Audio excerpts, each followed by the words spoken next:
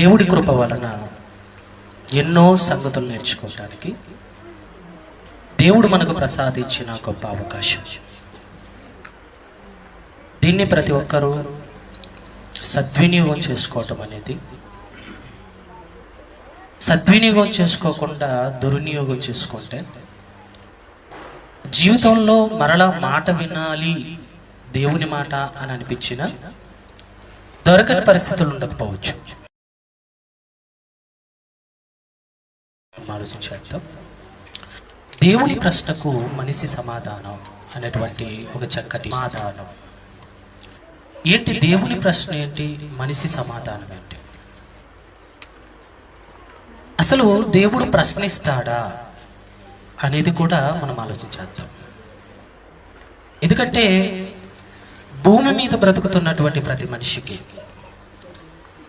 దేవుడు ఆయుష్నిచ్చి ఆరోగ్యాన్నిచ్చి మనిషి రావడం కంటే ముందుగానే సమస్తాన్ని తయారు చేసి మన కొరకు సిద్ధం ఆ దేవుడు అన్నిటినీ సిద్ధం చేసిన తర్వాత అందులోనికి వచ్చిన మనలను అని అనుకుంటే చాలా పొరపాటు.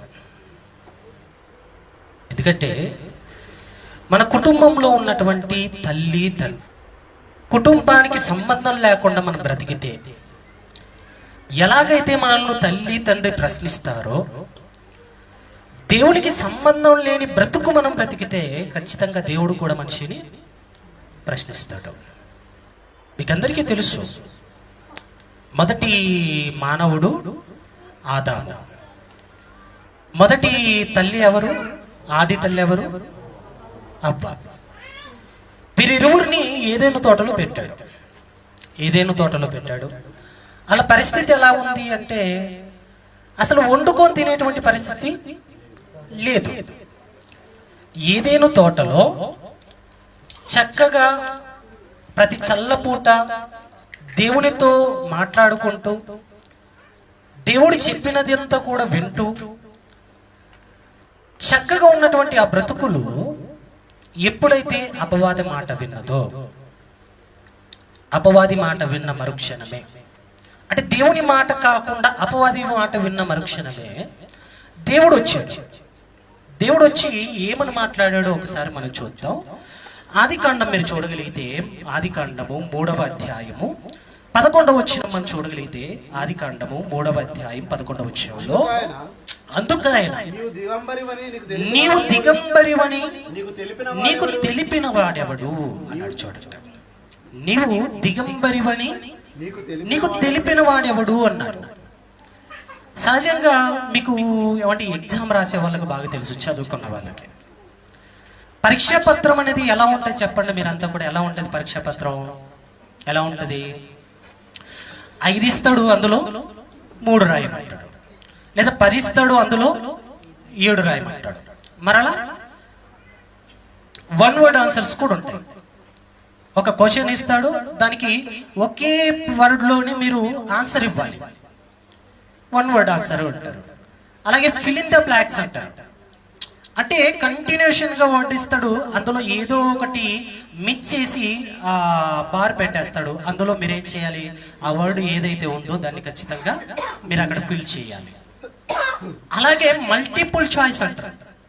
మల్టిపుల్ చాయిస్ అంటే ఏంటి? ఒక క్వశ్చన్ ఇస్తాడు, అక్కడి కింద 4 ఆన్సర్లు ఇస్తారు.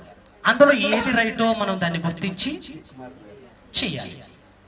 అంటే సహజంగా ఈ ప్రపంచంలో క్వశ్చన్ పేపర్ అనేది ఇలా ఉంటుంది. అంటే ప్రతి దానికి, ప్రతి క్వశ్చన్ కు కూడా మీకు క్వశ్చన్ మార్క్ అనేది ఉంటుంది ఖచ్చితంగా, క్వశ్చన్ మార్క్. ఇక్కడ దేవుడు కూడా ఆదాముతో మాట్లాడు అయిపోయావు అని అడిగినప్పుడు అతను ఇచ్చే సమాధానం చూడండి, ఏమని ఇచ్చాడు అక్కడ?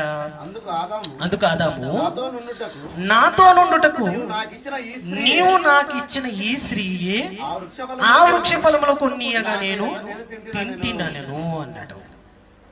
అంటే చేయకూడని పని చేసేసరికి దేవుడు ఏం వేశాడు? ప్రశ్నించాడు. నేను వద్దన్నాను, నీవెందుకు చేశావు? అంటే ఈ మాటలో ఆదాముకు దేవుడు వేసిన ప్రశ్నకు సమాధానం లేదా, అందుకే వంకర సమాధానం చెప్పాడు. నేనేం తప్పు చేయలేదు. ఎవరు తప్పు చేశారో తెలుసా? ఇదిగో నీవిచ్చిన స్త్రీయే. తప్పు నాది కాదు, కానీ ఎవరు తప్పు చేశారు అంటే, నీవు నాకు ఇచ్చావు చూడు సాటి అయిన సహాయం అని తప్పు ఇచ్చావు కదా, నాకు ఇచ్చావు కదా, ఆమె వల్లనే ఈ తప్పు చేయటం. అవ్వను ప్రశ్నించాడు, నీవు చేసిన పని ఏమిటి అన్నాడు. అవ్వ కూడా సమాధానం ఇచ్చింది. ఏ సమాధానం ఇచ్చింది చెప్పండి? స్త్రీ నేను కాదయ్యా, పొరపాటు పడుతున్నావు నేను అని అనుకుంటున్నావు నువ్వు. అయితే నేను కూడా కాదు. ఎవరు? సర్పం నన్ను మోసపుచ్చినందున నేనేం చేశాను? తినేశాను అన్నాడు. అంటే దేవుడు వేసిన ప్రతి ప్రశ్నకు ఈ ఇద్దరితో సమాధానం లేదు. ఆదాముతో లేదు, అవ్వతో కూడా లేదు. అలాగే మొదటి మానవుడు ఏమంటే మొదటి కుమారుడు ఉన్నాడు కయ్యేను. భూమి మీద మొట్టమొదటి జన్మించిన కుమారుడు కయ్యేను ఉన్నాడు. కయ్యేను కూడా తన తమ్ముడైనటువంటి హేబేల్ని చంపాడు. చంపిన మరుక్షణమే దేవుడు వచ్చాడు. చూడండి ఏమడుగుతున్నాడు అక్కడ కూడా. 4వ అధ్యాయం 10వ వచనం మీరు చదవగలిగితే, 4వ అధ్యాయం 10వ వచనంలో, అప్పుడు ఆయన నీవు చేసిన పని ఏమిటి? నీవు చేసిన పని ఏంటి? నీ తోటి సహోదరుని చంపావు కదా, అసలు ఇలా చేయమని ఎవరు చెప్పారు నీకు? నీవు చేసిన పని ఏమిటి అనగానే వాడి కయ్యేను దగ్గర కూడా సమాధానం లేదంట. అంటే ఒక మాట మీరు గమనించాలి, దేవుడు ప్రశ్నిస్తాడు, సమాధానం మనతో ఉండాలి. వంకర సమాధానాలు ఎన్నైనా ఉండొచ్చు. అవి వంకర సమాధానాలు రాస్తే సరైన సమాధానాలు కాకపోతే నిజంగా మనకు మార్కులు పడతాయా? మార్కులు పడతాయి చెప్పండి? పడవు కదా, పడవు. యోబున్నాడు, యోబుతో కూడా ఒక మాట మాట్లాడాడు. నీవు అప్పటికి పుట్టి ఇంటివి ఎంచుకును, నేను నీకు ప్రశ్న వేయుదును అన్నాడు. ఎవరికి వేశాడట ఇక్కడ? ఎవరికి వేశారు ప్రశ్న? యోబుకి వేశాడు. ఏమని ప్రశ్న వేశాడు? నేను నీకు ప్రశ్న వేయుదును, నీవు దానిని నాకు తెలియజెప్పుము. నేను భూమికి పునాదులు వేసినప్పుడు నీవెక్కడ ఉంటివి? నీకు వివేకము కలిగిన ఎడల చెప్పుము అన్నాడు. చూడండి, అంటే ఆదాముకు ప్రశ్న వేశాడు, అవ్వకు ప్రశ్న వేశాడు, అలాగే కయ్యేనును ప్రశ్న వేశాడు, ప్రశ్నించాడు. అలాగే యోబు గారిని కూడా ఆయనకు కూడా ఏం చేశాడట? ప్రశ్నించాడట. ఇందరిని ప్రశ్నించిన దేవుడు నిన్ను నన్ను ప్రశ్నించడా? ప్రశ్నిస్తాడా? ప్రశ్నించడా? చెప్పండి. ప్రశ్నిస్తాడా? ఖచ్చితంగా. ఆయన ఏం ప్రశ్న వేశాడు? ఇప్పుడు యోబు గారిని ప్రశ్న వేశాడు. ఏమని వేశాడు చెప్పండి? నేను భూమికి పునాదులు వేసినప్పుడు నీవెక్కడ ఉంటివి? నీకు వివేకం కలిగిన ఎడల చెప్పుము అన్నాడు. ఇది యోబు గారికి వేసిన ప్రశ్న. యోబు గారికి వేసిన ప్రశ్న. కయ్యేనుకు వేశాడు. నీవు చేసిన పని ఏమిటి అన్నాడు కయ్యేనుతో. ఆయన దగ్గర సమాధానం లేదు. ఇప్పుడు మనకు ఏ ప్రశ్న వేశాడు? ఏం వేశాడు? మనము మన దగ్గర దానికి సమాధానం ఉందా లేదా? ఇది మాత్రమే మనం ఆలోచించేద్దాం. ఒకసారి మీరు సామెతల గ్రంథం మీరు చూడండి. సామెతల గ్రంథము 24వ అధ్యాయము 11వ వచనంలో, సామెతల గ్రంథము 24వ అధ్యాయం 11వ వచనంలో, 24వ అధ్యాయం 11వ వచనంలో బాగా జాగ్రత్తగా వినండి. మీరు జాగ్రత్తగా వినండి. ఇక్కడ అందరికీ చెబుతున్నటువంటి మాట ఇది. అందరితో దేవుడు మాట్లాడుతూ ఏమని మాట్లాడాడు చూడండి. అక్కడ చావునకై పట్టబడిన వారిని నీవు తప్పించుము అన్నాడు. చూడండి, నీవు తప్పించుము, నాశనమందు పడుటకు జోగుచున్న వారిని నీవు రక్షింపవా అన్నాడు. ఇక్కడ 2 వేశాడు. ఏటట? మొదటిది ఏటట? చావులకై పట్టబడిన వారిని ఏం చేయాలట? తప్పించాలి అన్నాడు. తప్పించాలి. ఎవరైనా చూడండి, కళ్ళ ముందే చనిపోవడానికి సిద్ధపడిపోయినప్పుడు వాళ్ళని ఏం చేస్తారు చెప్పండి? చూస్తూ ఊరుకునే ఉంటారా? పోని మీ కళ్ళ ముందే ఎవరు ఊరి పెట్టుకోవాలనుకున్నారు, అప్పుడు ఏం చేస్తారు చెప్పండి? ఇప్పటిలాగా మొబైల్ తీసుకొని వేసుకొని అయినా ఊరి నేను చక్కగా వీడియో తీస్తానని వీడియో తీస్తారా? లేకపోతే మీ కళ్ళ ముందే ఎవరైనా కిరోసిన్ పోసుకొని అట్ట పెట్టుకున్నారు, అలా చూసి ఏమంటారు చెప్పండి? ఎలా అంటించుకున్నావు? నేను వీడియో తీస్తాను, మీరు అంటించేసుకోండి అంటారా? ఏం చేస్తారు చెప్పండి? తప్పించేస్తారు. ఇది మానవత్వం. ఎవరైనా ప్రమాదంలో ఉండి చావుకు గురైనప్పుడు వాళ్ళని తప్పించటం అనేది మానవత్వం. అలాగే నాశనమందు పడుటకు జోగుచున్నారట. చాలా మంది నాశనమందు పడుటకు జోగుచున్నారు. మీకు చూడండి, అప్పుడప్పుడు అంటే ఉదయం నుంచి కూర్చున్నారు కదా, ఇప్పుడు మీకు చక్కగా ఆవులిప్పులు వస్తాయో రావు చెప్పండి, కళ్ళు మూసుకుపోతాయి. జోగుచున్నవారు అన్నాడు చూడండి. అంటే ఈ జోగుడు గురించి కాదు, లోకంలో ఉండి పాతాళానికి జోగే వాళ్ళు చాలా మంది ఉన్నారా? చాలా మంది ఉన్నారండి. అందుకే అన్నాడు చూడండి, నాశనమందు చావునకై పట్టబడిన వారిని నీవు తప్పించుము అన్నాడు. ఒక ప్రశ్న వేశాడండి. ఏం వేశాడు అక్కడ?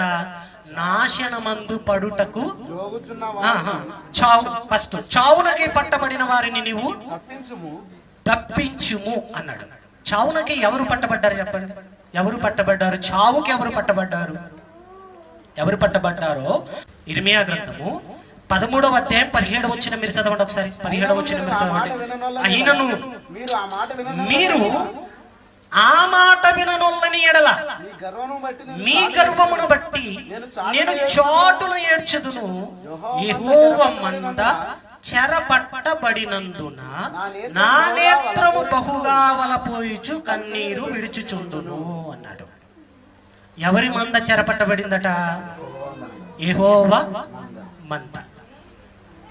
యెహోవా మంద చెరపట్టబడినందున నా నేత్రములు బహుగా వలపోయుచున్నవి అన్నాడు. అంటే మంద చెరపట్టబడింది. ఎందులోకి చెరపట్టబడ్డారు?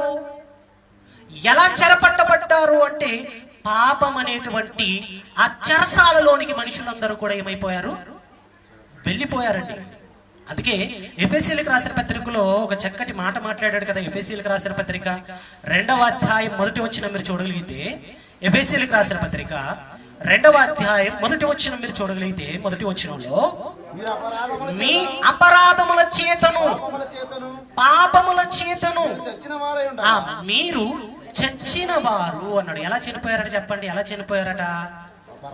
చనిపోయారన్నాడు? అపరాధాల చేత పాపముల చేత మీరు చచ్చిన వారు అన్నాడు. అక్కడ ఏం చదువుకున్నావు? చావునకై పట్టబడిన వారిని నీవు తప్పించుము అన్నాడు.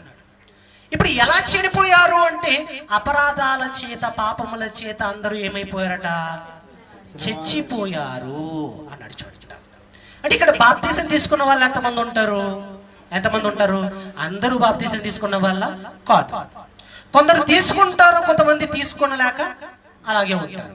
ఇలా ఎంతమంది అయితే తీసుకోలేదో వాళ్ళందరూ కూడా వాళ్ళ పాపాల చేత అపరాధాల చేత ఉండి చెరపట్టబడ్డారు. పాపం అనేటువంటి ఆ ఖైదులోనికి వెళ్ళిపోయారు. పాపం అనేటువంటి ఆ చెరసాలలోనికి వెళ్ళిపోయారు.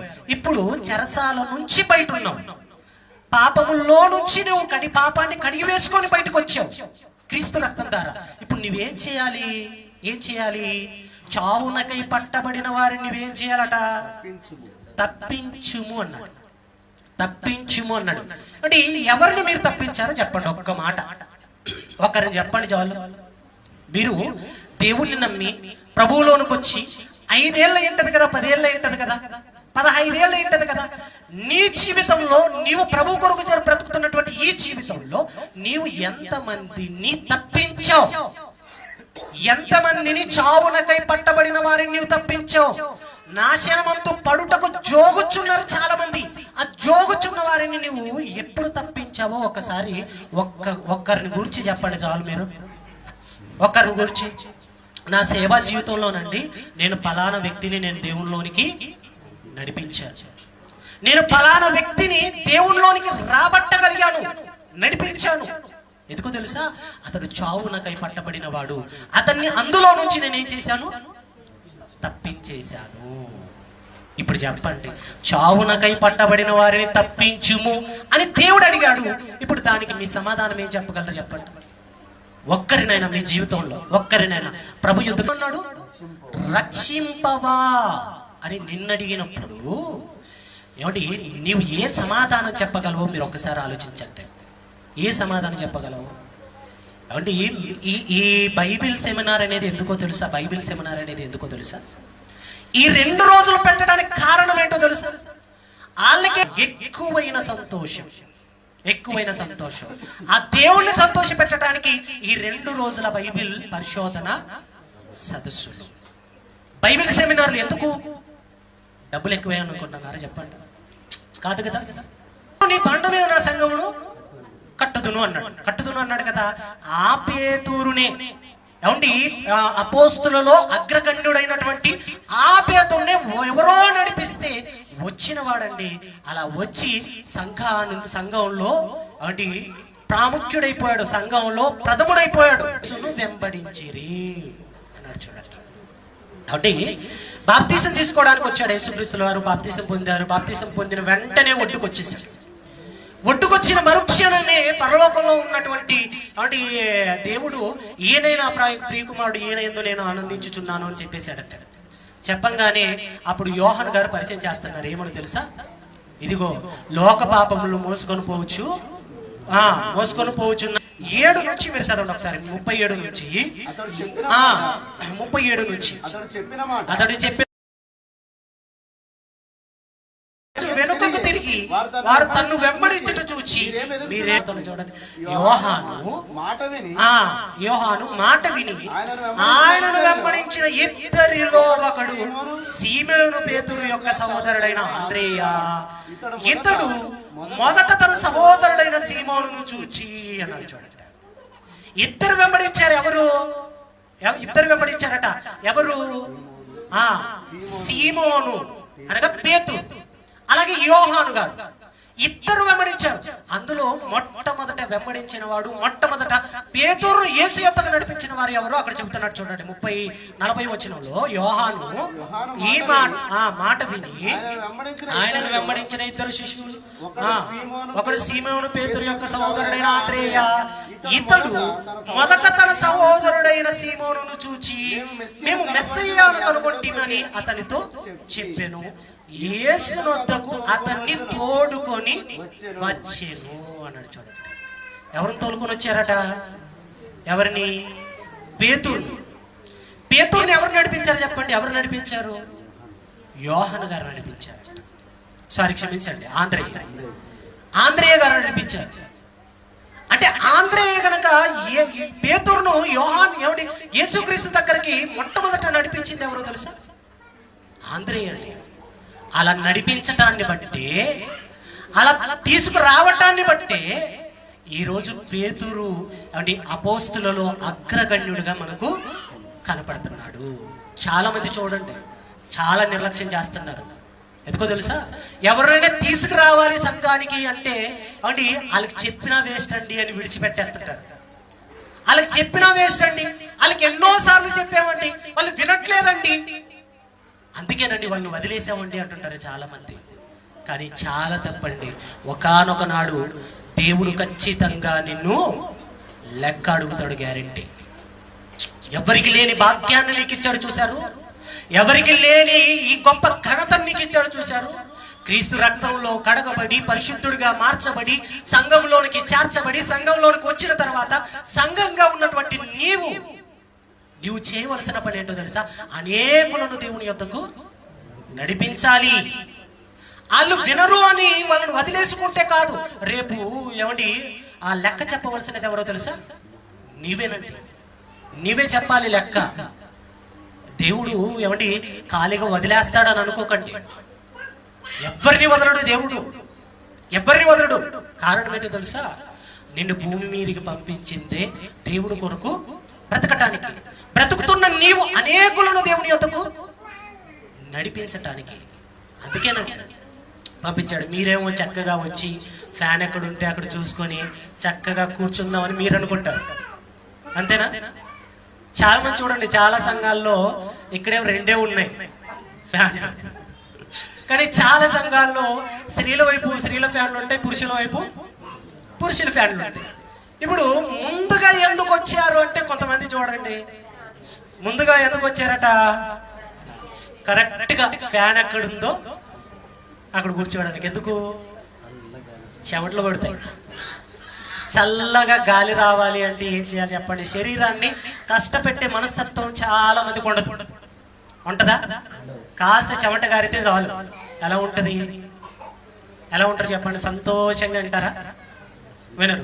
కాస్త కాళ్ళు నొప్పులు పెడితే చాలు, అయిపోయిందక్క. ఎప్పుడు బయటికి వెళ్దామా, ఎప్పుడు ఇంటికి వెళ్దామా, ఎప్పుడు పడుకుందామా, ఈ ఆలోచనలు వచ్చేస్తాయి. ఇది కాదు మీరు చేయవలసినది. వచ్చి కూర్చోవటం కాదు. రేపు దేవుడు నిన్ను అడిగినప్పుడు నువ్వేం చెప్పగలవు చెప్పండి? ఏం చెప్పగలవు? సమాధానం ఏముంది మీ దగ్గర? ఉందా? మరొకరు చూడండి, 43 వచ్చిన మీరు చదవండి ఒకసారి. 43 వచ్చినలో, మరునాడు ఆయన గలిలయకు వెళ్ళగోరి ఫిలిప్పును కనుగొని నన్ను వెంబడించమని అతనితో చెప్పాను అన్నాడు. చూడండి, అలాగే వెళ్తున్నాడట. నెక్స్ట్ డే అలాగే వెళ్తున్నాడట. వెళ్తున్నప్పుడు ఫిలిప్పు కనపడ్డాడట. ఫిలిప్పు కనపడంగానే ఫిలిప్పు నన్ను వెంబడించు అనేసాడట. అనగానే మారు మాట చెప్పకుండా వెంబడించేశాడు. ఎవరి వెంట?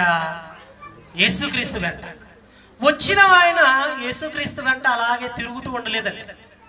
వచ్చిన ఆయన యేసుక్రీస్తు వెంట తిరుగుతూనే, యేసుక్రీస్తు మాటలు వింటూనే మరలా ఒక పని చేశాడు. ఏం పని చేశాడు చూడండి ఒకసారి. 44వ వచనంలో, ఫిలిప్పు బెత్సాయిదావాడు అనగా ఆంద్రేయ, పేతురు అను వారి పట్టణపు కాపురస్తుడు ఫిలిప్పు నతానియేలును కనుగొని ధర్మశాస్త్రంలో మోషేయు ప్రవక్తలను ఎవరు గూర్చి రాసిరో ఆయనను కనుగొంటిమి.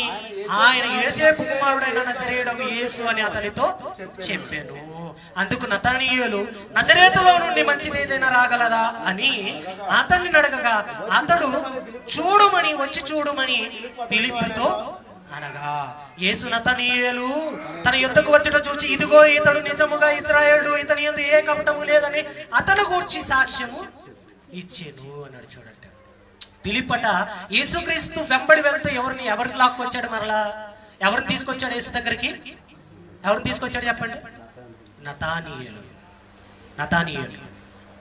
అందుకేనండి మనం చాలా చాలా జాగ్రత్త పడాలి. కేవలం వచ్చి కూర్చుంటే సరిపోదు, వచ్చి వింటే సరిపోదు. వచ్చి కూర్చొని వింటూనే మరలా మనం ఏం చేయాలి? విన్నదాన్ని ఏం చేయాలి చెప్పండి? అనేకులకు తెలియచేసి అలాను మరలా ప్రభు వైపు మనం ఏం చేయాలి? మళ్ళించాలి. అందుకే నీకు ఇచ్చాడు ఈ జన్మ. అందుకేనండి సంఘంలోనికి మిమ్మల్ని నడిపించాడు. ఎవరికి లేని భాగ్యం మీకెందుకు దక్కింది చెప్పండి? లోకంలో ఎవరు లేరా? ఏమంటే మంచి ధనమున్న వాళ్ళు ఉన్నారు, సంపద కలిగిన వాళ్ళు ఉన్నారు. వాళ్ళనే పక్కన తోసేసి ఏమీ లేని మిమ్మల్ని ఎందుకు పిలుచుకున్నాడు ఇక్కడికి? మిమ్మల్ని ఎందుకు సత్యానికి దగ్గర చేశాడు? మిమ్మల్ని ఎందుకు దేవునికి దగ్గర చేశాడు? మీతో పాటు కొందరినైనా మీరు రప్పించగలరు, నడిపించగలరు. అందుకేనండి మిమ్మల్ని అడిగాడు అనుకోండి, ఇప్పుడు చెప్పండి ఆన్సర్ ఎవరి దగ్గర ఉందో ఒకసారి చేతులు ఎత్తంటే. చావునకై పట్టబడిన వారిని తప్పింపవా అన్నాడు. మీరు ఇప్పుడు తప్పించానండి అని ఎవరు చేతులు ఎత్తగలరు చెప్పండి? ఎవరైనా ఒకరు ఉన్నారా? అయితే మీకు ఏముంటది? మార్కులు 100కు 100 కాదు. ఏంటి చెప్పండి? మీకు 100కు 0. అంటే మీరు ఏమైపోయారు? అప్పుడు ఫెయిల్ అయిపోయారు. అంతేనా? అంతే. నాశనమందు పడుటకు జోగుచున్న వారిని మీరు రక్షింపవా అన్నాడు. మరి ఎంతమంది రక్షించారు చెప్పండి? ఎంతమంది రక్షించారు? రక్షించడం అంటే కేవలం పాస్టర్ గారు ఉంటాడు, ఆయన మాత్రమే ఏం చేస్తాడు? రక్షించేస్తాడు. చాలా మంది చూడండి బాధపడుతుంటారు, పాస్టర్ గారండి ప్రతి ఆదివారం వస్తాడండి కానీ మా ఇంటికి రావడండి. బాధపడిన వాళ్ళు ఉంటారా చెప్పండి? ఉంటారు. చాలా మంది ఉంటారు. ఆయనే రక్షించాలట అంటే ఆయన రక్షిస్తాడు, కానీ కాపరి అని ఆయన కాస్తాడండి. గొర్రెలను ఏం చేయాలి? కాపరి కాస్తాడు. మీరే చేయాలి. గొర్రెలు ఎక్కడెక్కడో ఉన్న గొర్రెలందరినీ మీరు ఏం చేయాలి? సంఘం యొద్దకు మీరు నడిపించాలి. నడిపిస్తే కాపరి ఏం చేస్తాడు? వాటిని చక్కగా కాస్తాడు. మంచి సారవంతమైన భూమిలోనికి మిమ్మల్ని తీసుకెళ్తాడు. అక్కడ మంచి పుష్టి కలిగినటువంటి ఆహారాన్ని మీకు అందచేస్తాడు. అందుకే కదా ప్రతిరోజు అప్పుడు కూడా మీకు ఎలా ఉంటుందో తెలుసా? బాగా అర్థమైన మాటలు మీరు విన్నప్పుడు ఎలా ఉంటాయి చెప్పండి? చాలా సంతోషం కలుగుతుంటుందండి. అందుకే చావునకై పట్టబడిన వారిని మీరు ఏం చేయాలట? తప్పించాలి. సేవకుడు మాత్రమే కాదండి, మీకు నోరిచ్చాడు. నాకేమి తెలియదండి. 500 రూపాయలు నకిలీ నోటు ఇస్తే మీకు తెలియదా చెప్పండి? ఇటు అటు తిప్పి మరి ఆడు కొట్టువాడిస్తే నకిలీ లోటిస్తే ఆడి ముఖాన్ని కొడతాడు. అంత తెలివి అంటే లేదండి మా ఇంట్లో 5గురు ఉన్నామండి, 5గురికి మేము ఇంచుమించు మాకు అంచనా తెలకుండా మాకేమి తెలకోకుండా ఒక 20 సేర్లు వండేస్తామండి అన్నం అంటారా? ఎంత వండుతారు? 5గురు ఎంత తింటారు అంతే. ఈ కొరింథీయులకు రాసిన 2వ పత్రిక 4వ అధ్యాయం 14వ వచనం మీరు చదవండి ఒకసారి. కొరింథీయులకు రాసిన 2వ పత్రిక 4వ అధ్యాయము 14వ వచనంలో బాగా చదవండి, బాగా చదవండి. కాగా అంటే ఏం చేయాలి? విశ్వాసం అంటే ఏం చేయాలి? అంతేనా? దానికి అర్థం అంతేనా? మరలా చదవండి. కాగా విశ్వసించి తిని కనుక మాటలాడి తిని. ఎందుకు మాట్లాడట ఆయన? ఎందుకు నోరు తెరిచాడట ఆయన? ఎందుకు తెరిచాడట? నేను విశ్వాసి కనుక దేవుడిచ్చిన బాధ్యత ఏంటి? నాకు మాట్లాడాలి. అంతేనా? నమ్మి బాప్తీసం పొందినవాడు రక్షింపబడును, నమ్మని వారికి శిక్ష విధింపబడును. కూర్చొని వెళ్ళిపోయేవాడు విశ్వాసి కాదు. కూర్చొని వెళ్ళిపోయేవాడు విశ్వాసి కాదు. మీరు అనుకుంటున్నారు చాలా విశ్వాసపర్రాలండి మేము అంటాం. విశ్వాసపర్రాలు ఏం చేసిందయ్యా? విశ్వాసపర్రాలంటానికి ఏంటయ్యా? ఎవిడెన్స్ ఏంటయ్యా అంటే విశ్వాసపర్రాలండి. అవునండి, ప్రార్థన పెట్టంగానే వస్తుందండి, కూర్చుంటుందండి, పాట పాడుతుందండి, కానుకేస్తుందండి, వెళ్ళిపోతుందండి. ఇక ఏమి చేయదా? ఏమి చేయదు. అయితే విశ్వాసరాలు కాదు. విశ్వాసరాలంటే ఏం చేయాలి? విశ్వసించి తిని కనుక. వాళ్ళకైనా చెప్పారు? చెప్పండి, చెప్పారా? భర్తలకైనా అది ఉంటుంది. లేకపోతే ఏం చెప్తారు చెప్పండి? బంగారు రేట్లు పెరిగాయట, ఇది చెప్తారా? చెప్పండి. ఇప్పుడే మనం ఏం చేయాలి? తీసి పెట్టేసుకోవాలి. భవిష్యత్తులో మనం తీసుకుంటామో తీసుకోమో మనకు తెలియదు. ఇది చెప్తావా? చెప్పు. రేపు చనిపోయిన తర్వాత అమ్మ ఇలా రామ్మ అంటది, మార్తమ్మ ఇలా రామ్మ అంటాడు. నిల్చోబెడతాడు. అప్పుడు ఏం మాట్లాడతాడు చెప్పండి? ఏం మాట్లాడతాడు? అమ్మ నీకు జీవితం ఇచ్చాను కదా, ఇచ్చావు. తండ్రిని ఇచ్చాను కదా, ఇచ్చావు. తల్లిని ఇచ్చావు కదా, ఇచ్చావు. భర్తని ఇచ్చావా? ఇచ్చావు. అన్ని ఇచ్చావా? ఇచ్చావు. నీరు ఇచ్చావు, ఆహారం ఇచ్చావు, సమస్తాన్ని ఇచ్చేసావు తండ్రి, అన్నిటికీ ఇచ్చేసావు. మరి ఏం చేసావు తల్లి అంటే, లేదు నేను వెళ్ళి కూర్చున్నాను అంతే. ఇది చెప్తే వింటాడా? మరి ఏం చెప్పాలి? ఒకటి గుర్తుపెట్టుకోండి, మీ జీవితంలో ఒకటి గుర్తుపెట్టుకోండి. దేవుడు మిమ్మల్ని మెచ్చాలి అంటే, దేవుడు మీ విషయంలో సంతోషపడాలి అంటే ఒకటేనండి. మీ జీవితంలో ఒక్కరినైనా మీరు దేవుని యొద్దకు మీరు అదైన విషయం ఇందులో ఉండరు. అందుకేనండి దేవుడు ప్రశ్న వేస్తే సమాధానం మన యొద్ద లేదండి, లేదు. ధైర్యంగా మీరు చెప్పగలరా? చెప్పండి. ఎవ్వరూ చెప్పలేరు. మరొక మాట చూడండి, హెజ్కేల్ గ్రంథం మీరు చూడండి. హెజ్కేల్ గ్రంథం త్వరగా తీయండి, ముగించేద్దాం. హెజ్కేల్ గ్రంథము 3వ అధ్యాయం చేయగా అతడు తన దుర్మార్గత నుండి, దుష్క్రియల నుండి మళ్ళిన ఎడల అతడు తన దోషమును బట్టి మరణమవును గాని నీవు ఆత్మను తప్పించుకొందు. దేవుడు గురించి తెలియక బ్రతుకుతున్నారు. ఆ బ్రతుకుతున్న వారిని నువ్వేం చేయాలట? హెచ్చరిక చేస్తేనట ఆడు దుర్మార్గత విడిచిపెట్టి దేవుళ్ళలోకి వచ్చేసాడు. దేవుళ్ళలోకి వచ్చినప్పుడు ఆడి ఆత్మను తప్పించుకున్నాడు అని చెప్పట్లేదు, వాడు తప్పించుకున్నాడు చెప్పట్లేదు. ఎవరు తప్పించుకున్నారన్నాడు అక్కడ? ఎవరు తప్పించుకుంటున్నారన్నాడు? మరలా చదవండి మీరు ఒకసారి. అయితే నీవు దుర్మార్గుని హెచ్చరిక చేయగా అతను నీ మాట విని ఆ దుర్మార్గతను విడిచి దుష్క్రియల నుండి మరలని ఎడల అతడు తాను చేసిన దోషమును బట్టి మరణమవును గాని అతడు రక్తమునకు నీవు ఉత్తరవాదిగా ఎంచబడు అన్నాడు కదా. దుష్క్రియల నుండి మరలని ఎడల అతడు తన దోషమును బట్టి మరణమవును గాని నీవు ఆత్మను తప్పించుకోదు అని చెప్తూ 20వ వచనంలో చక్కటి విషయాలు చెప్పాడు చూడండి. మరియు నీతి గలవాడు తన నీతిని విడిచి దుర్నీతిని అనుసరించినందున నేను అతని ముందర అభ్యంతరము పెట్ట పూర్వము తయారు చేసిన నీతి జ్ఞాపకునకు రాకుండా అతడు తాను చేసిన దోషమును బట్టి మరణమవును. బట్టి దాని విషయమై ఎవరిని అడుగుతాడట? ఎవరిని ఉత్తరవాదిగా పెడతాడట? నిన్ను పెట్టేస్తాను అన్నాడు. ఆయనకి నీకు సంబంధం ఏంటి? చెప్పండి. నీకు తెలియచేయటానికి కారణం ఏంటో తెలుసా? తెలియని వారికి నువ్వు తెలియచేస్తావని. అంతేనా? తెలియని వారికి నువ్వు తెలియజేస్తావని, అందుకే నీకు తెలియజేశాడు తల్లి. విని ఇంట్లోకి వెళ్ళిపోయి కూర్చుంటే కాదమ్మా, ఏం చేయాలట? దుర్మార్గంలో బ్రతుకు మళ్ళీతే అప్పుడు అతని ఆత్మను బట్టి నీవేమైపోతావు. తెలియని వారికి ఏం చేయాలి? హెచ్చరిక చేయాలి. అది ప్రతి నాలుకయు దేవుని స్తుతించును అని ప్రభు చెప్పుచున్నాడు అని రాయబడి ఉన్నది గనుక మనలో ప్రతివాడును తన్ను గురించి దేవునికి లెక్క అప్పజెప్పబలెను. చూడండి, నీ గురించి దేవునికి ఏం చేయాలట? ఏం చేయాలని చెప్పండి? లెక్క అప్పగించాలి. కూరగాయల లెక్క కాదు. ఏ లెక్క? ఏ లెక్క అప్పగించాలి చెప్పండి? లెక్క అప్పు చెప్తావు. లెక్క అప్పు చెప్పిన తర్వాత ఏమంటారు? సరే అండి, చాలా సంతోషం అని ఇక నెక్స్ట్ ఏదైతే ఉందో అవన్నీ జరిగించుకుంటూ వెళ్ళిపోతారు. మీరు మరణించిన తర్వాత మిమ్మును కూడా ఏం చేస్తాడట?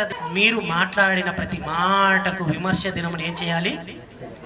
లెక్క ఒప్ప చెప్పవలెను. మీ అడుగులకు లెక్క, మీ మాటకు లెక్క, మీ తల వెంట్రుకలకు లెక్క ఉందా? ఉంది. ఉన్నాయో నిన్ను అడగమంటాడు, చెప్పమంటాడు. అప్పుడు ఏం చెప్తాం? నీ తల వెంట్రుకలకు లెక్క అన్నట. ఎన్ని తల వెంట్రుకలు ఇవ్వాలో అన్ని ఇచ్చేస్తాడు. దానికి లెక్క చెప్పాలి. మీకు మాట మాట్లాడడానికి మాట ఎవరిచ్చారు చెప్పండి? మాట ఎవరిచ్చారు? దేవుడు ఇచ్చాడు. దేవుడు మాట ఇచ్చినప్పుడు ఎన్ని మాటలు లేవరా అన్నప్పుడు హోంవర్క్ చేసావా అంటే ఆడు చేయకపోతే ఎలా ఉంటది? ఇలా కట్టుకొని ఇలా ఉంటాడు. కారణం హోంవర్క్ చేయలేదు. ఏదైనా అడిగితే ఆన్సర్ లేదు కనుక ఏం చేస్తాడు? మౌనమైపోతాడు. తెలిసిన వాడు తొందరగా ఆన్సర్ చెప్పేస్తాడు. ఇప్పుడు మీకు అందరికీ తెలియదు, మీరు ఏం చేయలేదని నాకు తెలుసు. చేయలేదు కాబట్టి చేస్తారు చెప్పండి? ఎవరినైనా ఒక్కరినైనా ఈరోజు నేనున్నాను, నాతో పాటు ఒక్కరినైనా నేను దేవునిలోనికి నడిపించాలి. ఇది మీకు చెప్పాలి. సమరయశ్రీ ఉంది. సమరయశ్రీ నీళ్ల బావి ఎవరో కాదు, మేము వెతుకుతున్న మెస్సయ్య ఇతడే అని అర్థమైపోయిన వెంటనే కొండ అక్కడే వదిలేసి వెళ్ళిపోయింది. ఊర్లోనికి వెళ్ళిపోయి అందరికీ చెప్తుంది ఏమని? మేము మెస్సయ్యరా. చాలా మంది భయపడతారు చూడండి. ఎవరికైనా చెప్తే ఎగతాళి చేస్తారేమో అని భయం. అంతేనా? ఎగతాళి చేస్తారేమో, చాలేమ్మా బాగొచ్చేవాళ్ళేమ్మా, ఫస్ట్ మీ ఇంట్లో బాగా చూసుకోమ్మా అంటారని భయం. అందుకే నోరిప్పరు. చాలా మంచి జీవితం కదా. ఇలాంటి మీరు ఎందుకు ఒక్కరినైనా మీరు నడిపించలేకపోతున్నారు? అందుకేనండి చాలా జాగ్రత్తగా ఆలోచించండి. మీ జీవితంలో కొందరినైనా మీరు నడిపించాలి. మీరు ఎలా మారారు చెప్పండి? ఎలా మారారు? కొంతమంది మీటింగుల ద్వారా మారిన వాళ్ళు ఉంటారు. కొంతమంది ఎవరో తీసుకొని వెళితే మారిన వారు ఉంటారు. మరి మీరు మారినట్టుగా ఎక్కడ పొరపాటు చేస్తున్నామో ఆలోచించండి మీరు. అందుకే వాళ్ళని వదిలేశాడు, మిమ్మల్ని ఉత్తరవాదులుగా పెట్టేశాడు. రేపు ఆయన నరకానికి వెళ్ళిపోయాడంటే, ఆమె నరకానికి వెళ్ళిపోయిందంటే ఆన్సర్ సమాధానం చెప్పవలసింది ఎవరు? నీవే. ఎందుకు? నీకు తెలుసు కాబట్టి. ఎంతో మంది దేవుల్లో ఉండకుండా లోకంలో బ్రతుకుతున్నప్పుడు వాళ్ళని కనీసం కాపాడాలి, కనీసం దేవుని యొద్దకు నడిపించాలి అని అన్నటువంటి ఆలోచన నీకు లేనప్పుడు దేవుడు నిన్ను కూడా అడగాల వద్దా చెప్పాడు? అడగాలి. మరి అడుగుతాడు. మరి సమాధానం లేదు అనాలా, ఇల్లు అనాలా? ఏమన్నా చెప్పండి? లేదు. రేపు తీసుకురావాలి. సరేనా? రేపు తీసుకురావాలి. చాలా సంగతులు మీరు అనేకులకు తెలియచేయాలి, నేర్పించాలి, అవన్నీ చేయాలి. సరేనా? చివరి మాట చూద్దాం. ఒకసారి ప్రసంగి గ్రంథం 12:14 చదవండి. ఒకసారి ప్రసంగి గ్రంథం 12:14. ప్రసంగి గ్రంథము 12వ అధ్యాయం 14 వచ్చిన 12వ అధ్యాయం 14 వచ్చినప్పుడు గూఢమైన ప్రతి అంశమును గూర్చి దేవుడు విమర్శ చేయనప్పుడు ఆయన ప్రతి క్రియను అది మంచిదే కానీ తీర్పులోనికి తీసుకొని వస్తాడు. నీవు చేసిన మంచికి నువ్వు లెక్క చెప్పాలి, నీవు చేసిన చెడు దేవునిలో మనం ఇరుక్కొని పోయాం. అందుకంటారు చూడండి, వెనక నొయ్యి ముందు గొయ్యి అంటారు. అటు తప్పించుకోలేవు, ఇటు తప్పించుకోలేవు. కనుక చాలా జాగ్రత్త.